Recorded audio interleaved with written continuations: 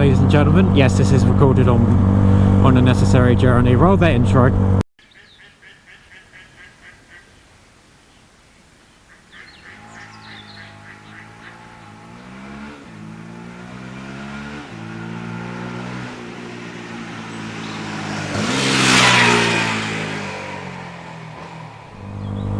Right, so I've run out of content ideas. What, on the way to where I was going, just did just a quick update. So now on the way back, may as well do something a little bit less interesting. I'm going to be talking about the top 5 things I like and dislike about this. I can't be bothered to make 2 videos. Let's start off with the likes, because that's probably the things that you are interested in. By the way, this is a 2010 Yamaha R125. It's covered nearly 30k miles. I've had it for a couple of months now. First thing I like about this bike is the exhaust.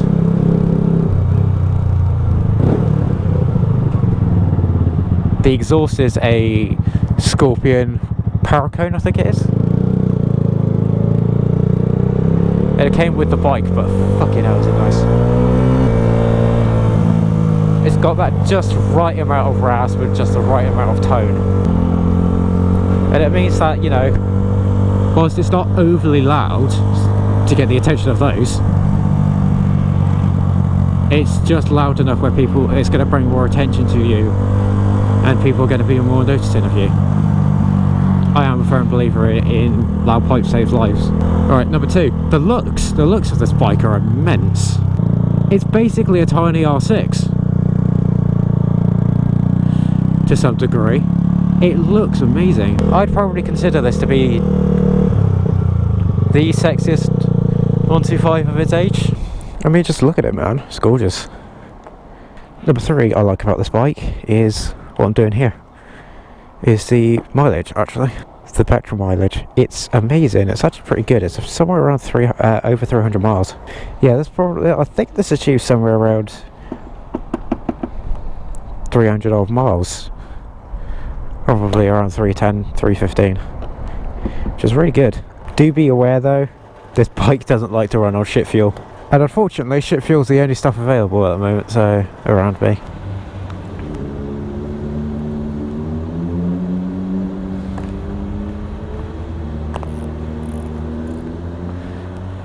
Yep, totally going out for a necessary journey. Number 4 I like on this bike is actually the indicators I installed recently, because they had pretty shitty indicators before, and so now they have those flowing ones with running lights in them. Well, it's generally just going to be the lighting on it, because it's got double headlamp. So yeah, obviously you got the sort of running light on one side, and on the other side you've got bulb, or the high beam, sorry, and of course you've got the running lights on it. The last thing that I like that I'll mention is the degree of customization this bike has. I think on a sports bike, because there's generally more stuff that you can do, it feels a bit more customizable than a naked bike per se. It's like you can change out mirrors, you can get different clip-ons, you can you've also got all the obvious stuff, such as the screen, the levers. You've also got the rear sets as well you could do. Right, so now we go on to the more interesting part. The more ranty part, if you would like. Oh, hot guys. Number 1 thing I don't like about this bike. Suspension. By God, the suspension on this bike is shit. But really, how can you blame it? It's got tiny forks. Tiny forks. Look how small they are. You don't really have that much weight to be suspended either. So, but it just feels so soft and so like no feedback. I'm not sure if it's because my forks might need a rebuild or something, but it just feels like it just feels shit and soft. Remember, these are all points about my bike personally, not R125s, not 2010 R125s, well, this generation R125, sorry, in general. It's just my bike alone. Number 2, These things, brakes, absolutely fucking shocking. Like Chinese pads. Yeah, like the eBay £6 brake pads that you see advertised for like 1,000 different bikes. Yeah, guess what? Those were in this bike.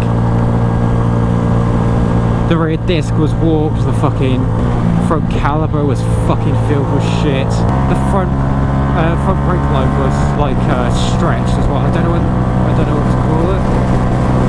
I'm not sure what to call it. It was like overexpanded because it had just been on there for 10 years. So we've replaced the brake pads.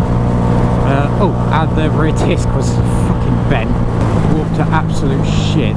Even with all the improvements we made, the brakes feel still pretty shoddy. I don't know how to describe it more than grabbing onto a lemon. They work,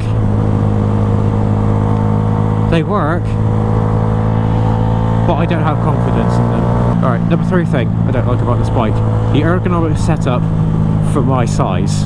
And that point to be made is in regards to my size. I'm 6'2", got 6 foot, like a 32-inch inseam. No, 34, sorry, 34-inch inseam. Fucking hell. And this bike is very cramped for me. And especially since I have a low back injury from my accident.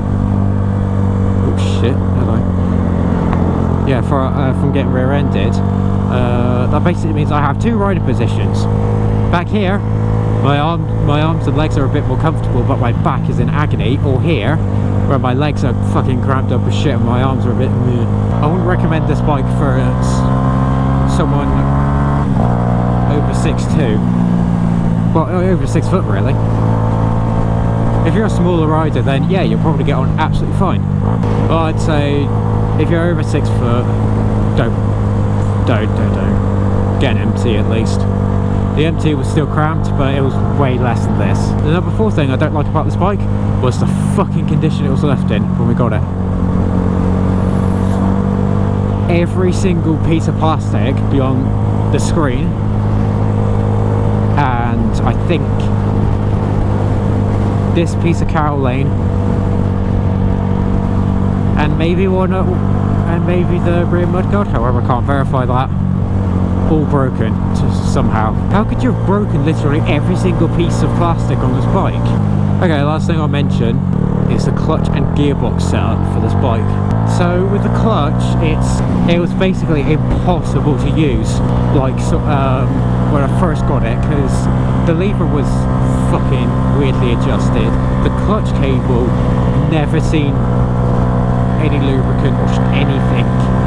No adjustment either in its entire life.